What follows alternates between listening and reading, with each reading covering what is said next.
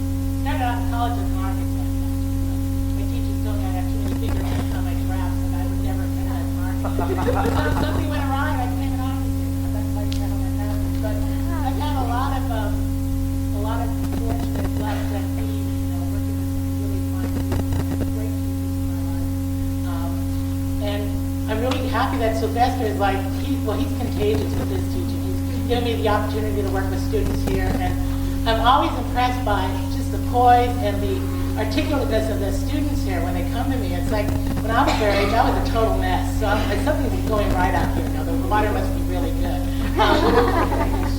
But I think one of the wisest things one of my teachers ever told me was actually my teacher at Antioch High.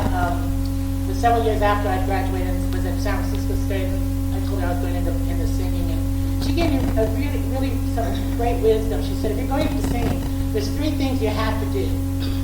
You have to experience falling in love, you have to experience being in love, you have to experience falling out of love. You have all bases covered for the classical world. So I'm covering two of those bases tonight. First song I'm going to sing is a song, the first time I heard was sung by Pavarotti, actually in the free tenor concert, like 10 years ago, that first one they did before all these countless ones they've been doing lately. And it's called Rondine al Nido. It's by Crescenzo. It's an Italian art song. Crescenzo was a contemporary of Puccini, so it's like written at the turn of the century of 1900. And it's, I guess you would say it's from the Verismo school. It's a Verismo meaning truth, meaning they like represented like everyday life, actually. Before that, everything in opera was like kings and queens and stuff like that. But when Puccini came along, it was all about people falling in love, but people falling in love that happen to be poor people, like, garrets in Paris, bohemians, that sort of thing. This song, this poor guy, he's like falling out of love. It's like, Rondine al Nido actually means the swallows returning home. And the first verse is about him describing the swallow that he can count on, always coming home every year. And like this one year it doesn't return, because it's like found love, and it's soared over the mountains and the hills, and it's like with this other swallow at that other swallow's home. It doesn't return. But this guy's talking about his own love. And his own love he compares to the swallow, who is like flown off to over the seas and the hills and has not returned. And he's like devastated. And if you want to put it in like a modern context, I guess you could say that she's flown the coop. So I give you a Rondine al Nido.